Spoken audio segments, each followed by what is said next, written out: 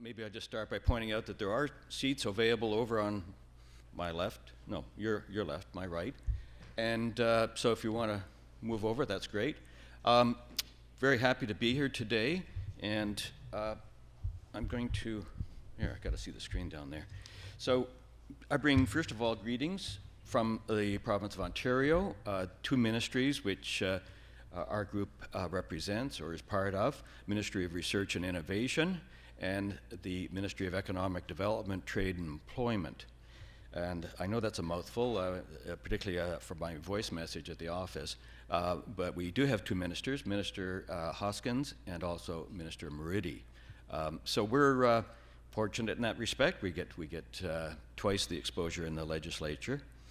I'm very pleased to be here and to talk with you about enabling ultra-fast broadband in Ontario.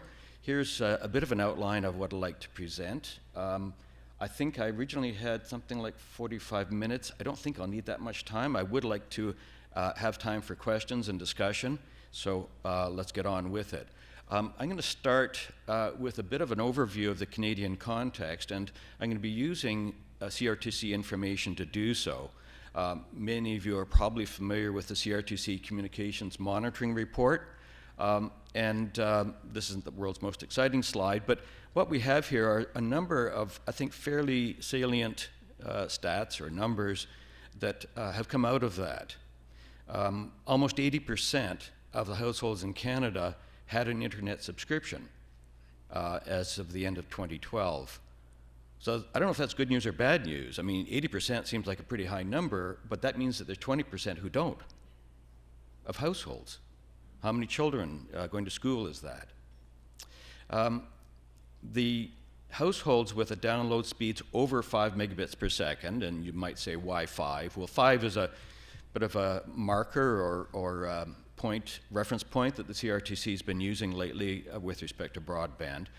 It rose over that year from the previous year, 54% to 62%. So we're making progress.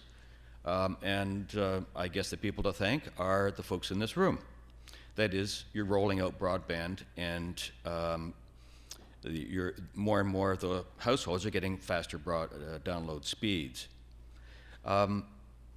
Families spend $31 a month. That's pretty unchanged from last. That's on average. Pretty unchanged from last year.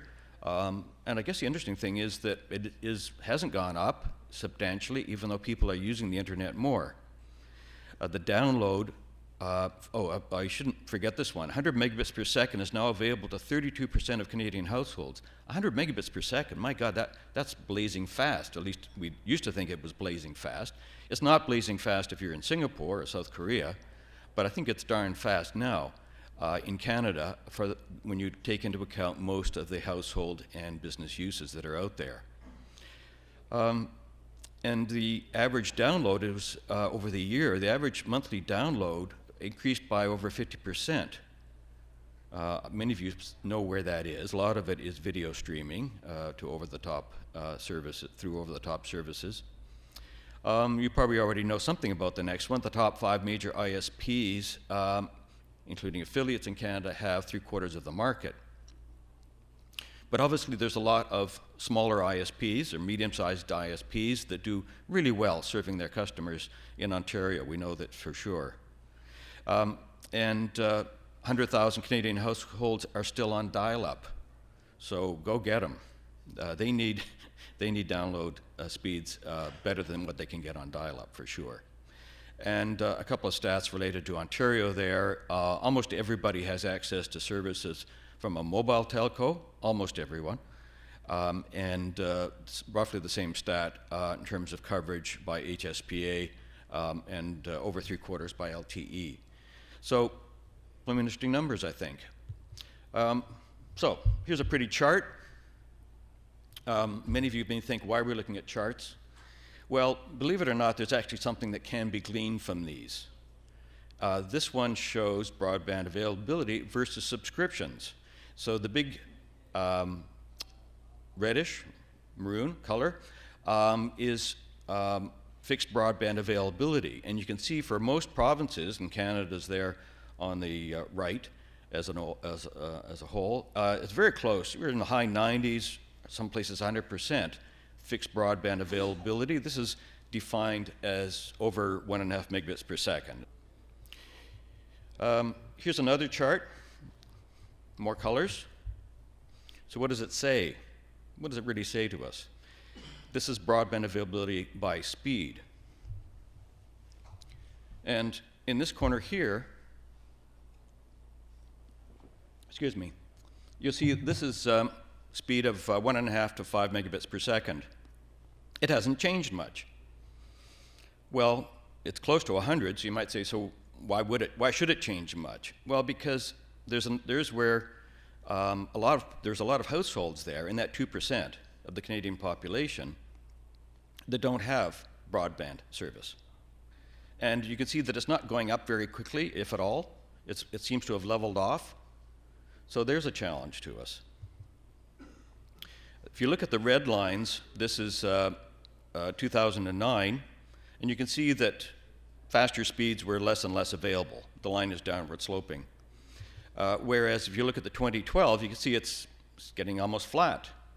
So there's where a lot of progress has been made. In fact, I would say all the progress has been in increasing the speeds, but not necessarily increasing the availability of broadband over the past 3 years. Here's another one, and I promise I think it's the last. This is comparing urban versus rural. So what do these bars mean? The red, the blue, and the gray are large, medium, and small communities. The beige color are rural areas. So here we can see that close to 100% of households in communities, in any community, get over 1.5 megabits per second. Close to 100% there, if not 100%. This is across Canada. But rural areas rely on that green color, which is HSPA and LTE.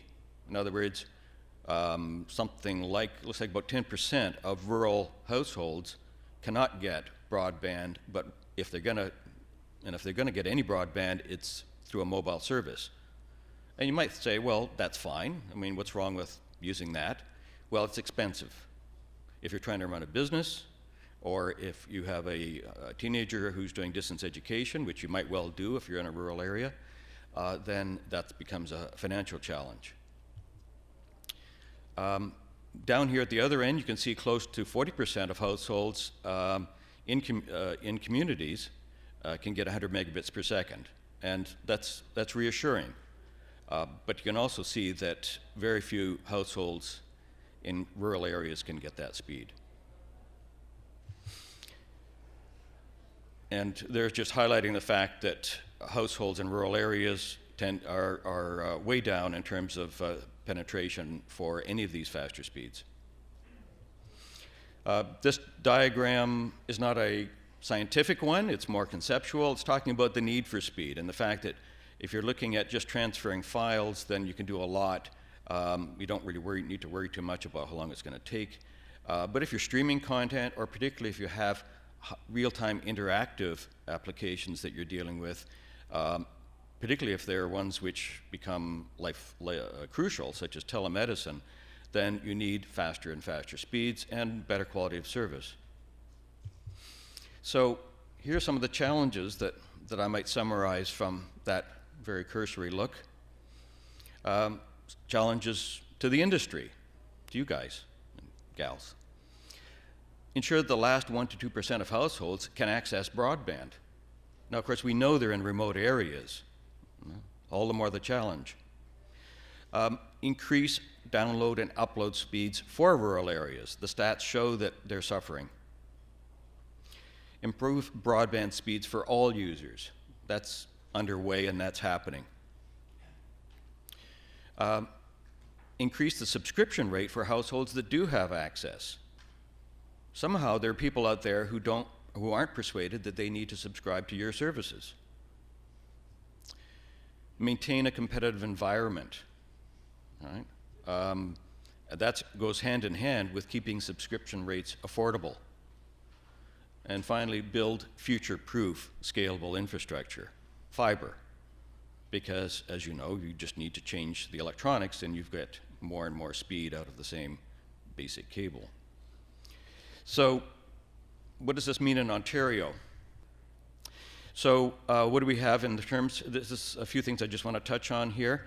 This diagram, which I thank Industry Canada for, and I guess Google Earth as well, shows our broadband landscape. And you can see up there in the far north a lot of green areas. It's not just because there are trees there, it's green because on this map it means they get no broadband whatsoever. Actually, in this image, you can see in the upper left some red lines. That is actually a project that we are helping to make happen, bring to fruition, complete. It's a fiber optic network that is being built. We call it Northwest Ontario Broadband Expansion Initiative. It's being implemented for the most part by Bell Alliant and with financial support from federal, provincial parties. So that's an area, as I've said, that does not have road access, particularly the upper 2/3 of that. But you can also see the concentration of access in southern Ontario and a lot of areas in the lower part of northern Ontario that where there's service and also gaps. We have a lot of ISPs in Ontario.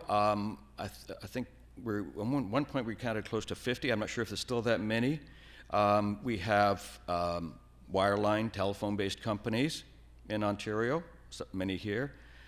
We have cable companies that are showing up now. We have cooperatively owned and independently owned phone companies in southwestern Ontario. We have resellers and wireless providers that serve many parts of Ontario, not just the south. And we also have municipally owned telephone companies or municipal broadband, fiber-based broadband companies, such as the Niagara Regional Broadband Network. So it's a real mix, a lot of different players. The challenge is how do they all stay engaged, and what, if anything, should the government do to keep them engaged? In Northern Ontario, we don't have quite as many, but we have Bell Alliant and its partners in Kenora and Dryden. We also have here, I've shown 4 municipally owned broadband networks, or phone companies in the case of Cochrane. We have cable companies, and we have, in this case, a number of wireless providers in the Muskoka area. I know I've missed somebody here, so you can let me know later or send me a nasty email just saying, why'd you leave us out? It's not on purpose. Oh, and we also have firms that provide wireless and reselling. So a lot going on here, even in the north.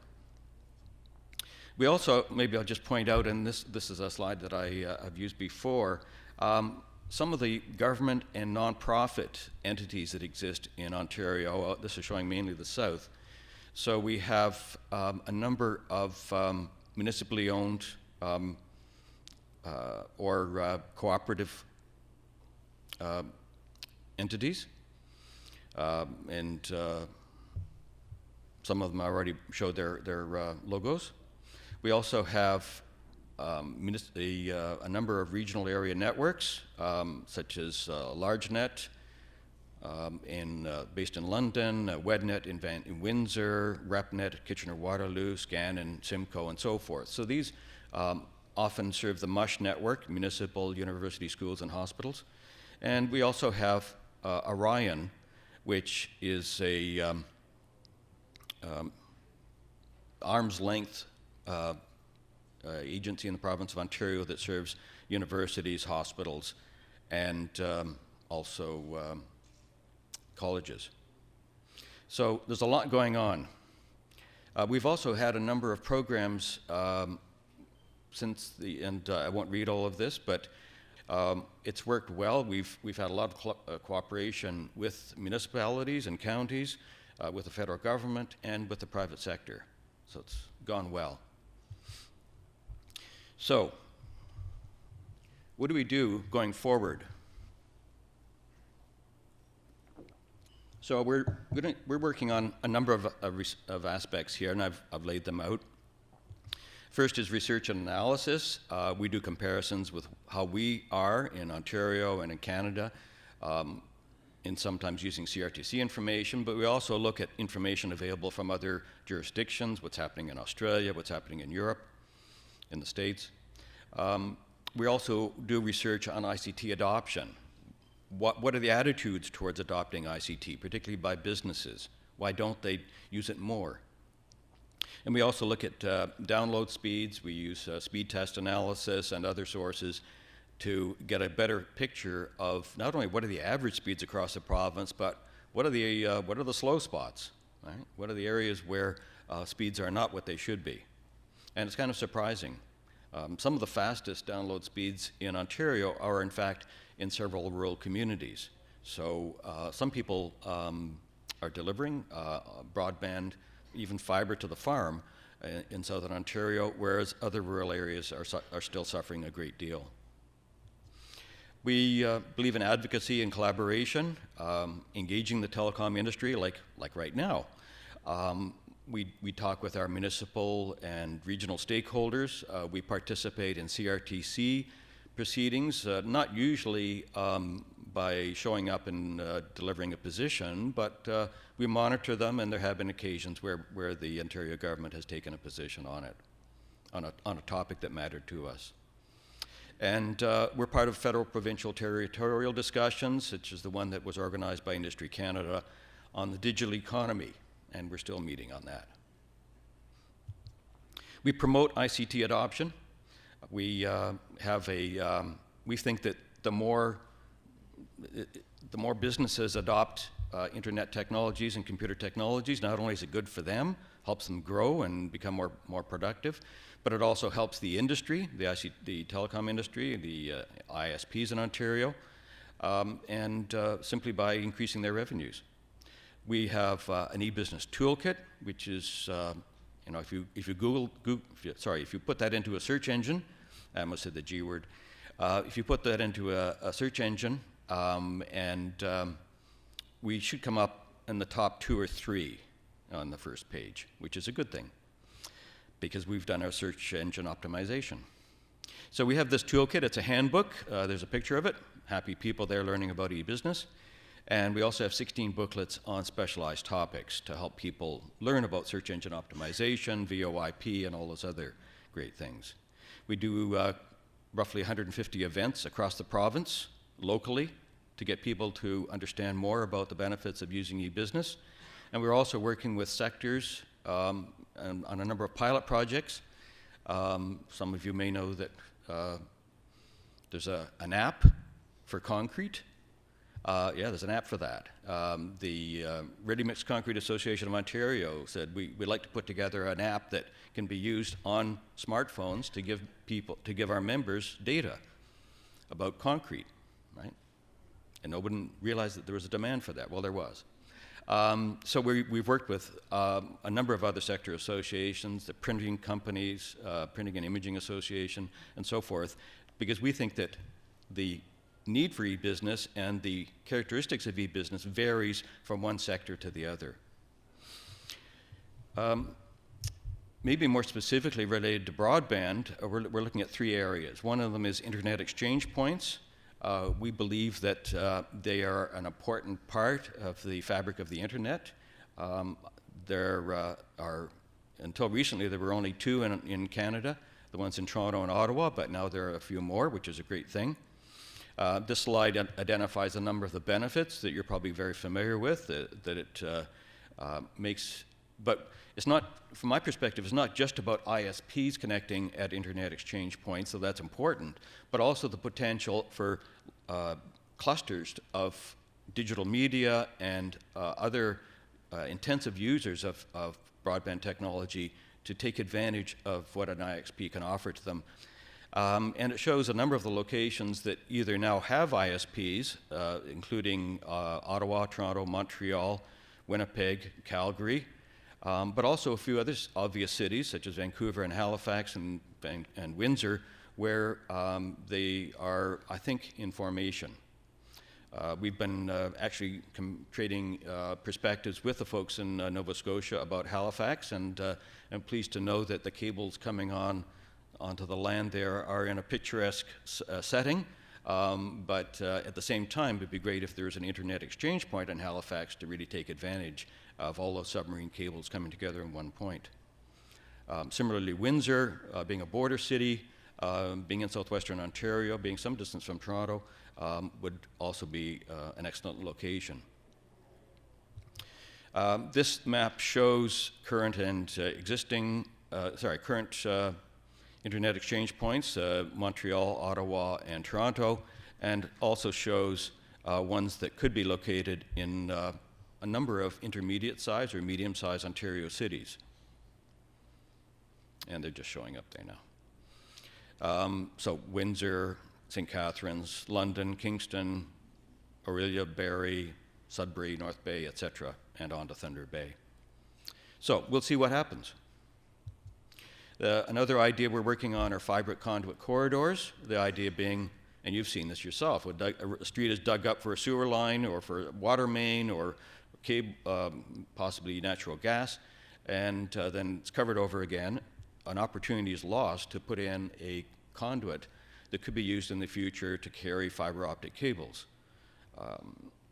So we think it would be great to have policies and incentives underway, best practices in terms of putting in 4-inch, 100-millimeter conduit or some conduit tube for fiber optic cables that could be later on part of a system within a municipality. And right now we are engaged in some discussions with one municipality in particular about establishing a pilot project to do just this.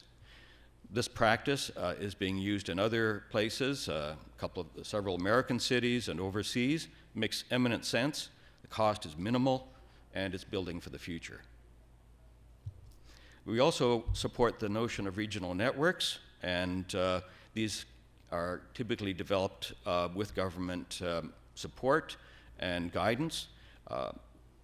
There's a number, as I mentioned before, of regional area networks, ones that serve individual cities or maybe a city in the surrounding area, but we're here looking at larger scale ones, larger scale regional networks. I already mentioned this one in northwestern Ontario, and that's being completed early next year. The Eastern Ontario Regional Network, many of you may be familiar with it.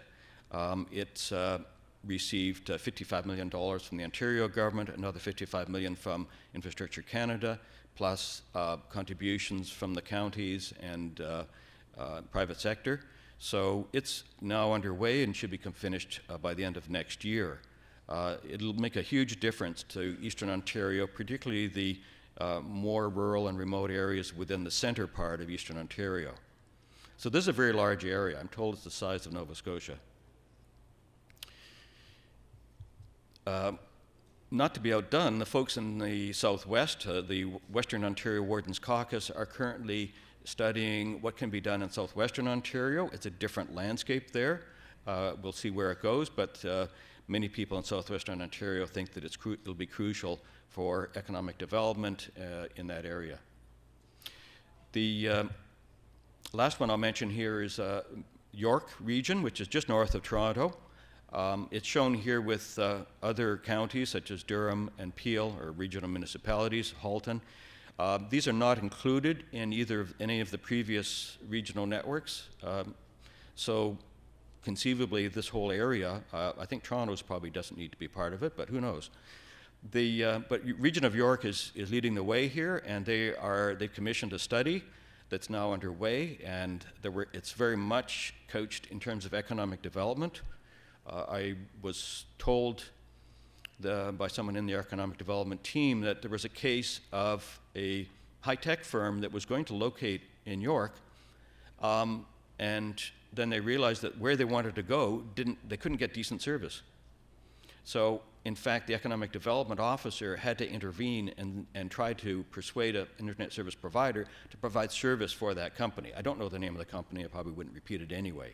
But I hear anecdotes like that where firms who want to get the service they need find they can't, either because they're in the wrong building, or the building's landlord isn't cooperative, or whatever. So it's a need that exists not only in rural areas, but often in urban parts of Waterloo, Toronto, Oshawa. So how can you folks help? Well, if you can collaborate regionally with any of these programs that are mentioned or other initiatives within your area, please do so. The other thing is we need information. We may be coming to you asking for information. So we'd appreciate it if you can provide it to us so we could get a better picture of what's happening in the province. So thanks very much. Appreciate your attention, and I hope there's a few minutes for some questions. I've seen a lot of deployments in various provinces where they will actually string fiber to the communities in rural areas. I've not heard much about, once it's in the community, whether they actually provide services, either fiber to the home or DSL or whatever. Could you discuss a bit where, after the fiber is gone to the community, what sort of efforts can be made to actually provide service to the homes, and who should do that? Should it be the incumbent? Should it be the government, or so on and so forth? Yeah. For rural areas. In rural areas. Well, I'm not, most of the rural areas that have been served by the programs that have been completed so far have been served by fixed wireless. So any fiber involved there would be simply going to the tower, and sometimes even then the towers are connected by copper. So I don't know of an instance like you mentioned. I know that there are some providers in Southwest Ontario that are installing burying fiber in order to provide service, but they hook them up and they provide the electronics at both ends. So it's not dark fiber. Well, maybe some strands are dark, but the point is that they're putting in fiber optic cables so that they can use them immediately and serve customers. Typically not just for something like TV service or phone service, but you know, quadruple play or something like that. The one thing that comes to mind, since you're talking about municipalities and dark fiber, Coquitlam established they realized that they had a lot of utility poles that they owned. They had electrical engineers, they had trucks that could reach those poles and so forth. They said, why don't we string dark fiber, or why don't we string fiber optic cables along the poles throughout the community? And they did, and they're leasing out the strands to whoever wants to use them. And there may be other instances of that approach. I think it makes a whole lot of sense. I don't know of it in Ontario anywhere. I do know of half a dozen municipalities in Ontario, though, that have said, hey, we got the poles, let's put fiber along them, and let's light it and serve businesses and institutions in our community. So that's happening right now in Stratford, Sudbury, Niagara, etc. Great.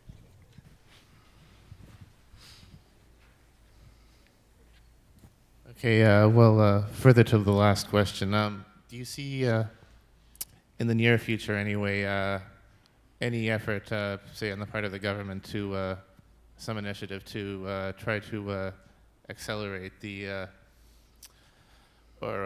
expedite deployment of fiber to the home services?